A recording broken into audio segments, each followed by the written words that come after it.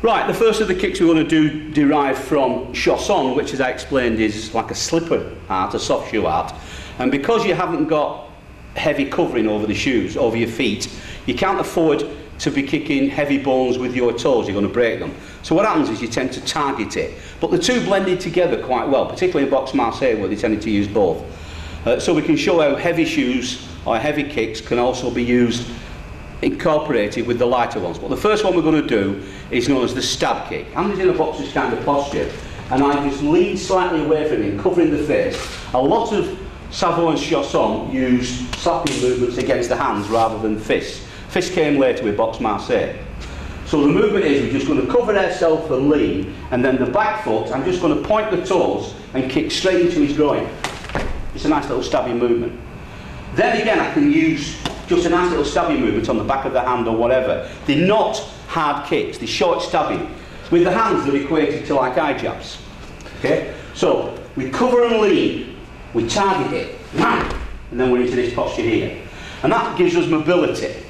And that mobility is useful in lots of ways, because if Andy's kind of shuffling around a bit, I can move here and get that little snapping kick into his groin without any problems. So very, very slowly what we're doing is we're covering and shortening the distance. It's one of the few kicks that I do for the street where we actually bend the knee quite dramatically. A lot of karate style kicks require a lot of this, what we call chambering. A lot of the old English and French kicks swing legs to get power from the hips. But this is different because there's nothing on the end of the feet, very light slippers, just stabbing in. That's really all we're doing. As soon as he moves into his posture, lean, and into the position. Okay? I just have Carl demonstrate that one with a follow-up strike on the top so you can see how it works with a nice little street movement.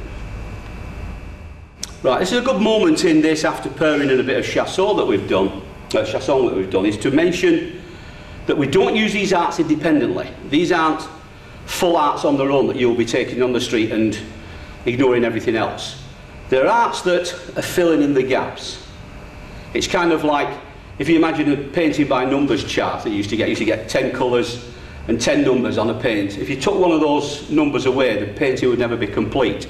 So there's gaps, and the stuff that we're doing on this series of DVDs are to fill in gaps that might happen in combat, which means you've got to be able to train and work them in with skills you already possess. So what Carl's going to do is going to do the stabbing kick against Andy's attack, and then finish off with any kind of impact strike that suits Carl for that particular moment, regardless of the source of that strike. So what we're doing is we're filling in a gap with an old art that we've readapted, and then maybe putting a new art on top of it, just to make the whole thing more complete.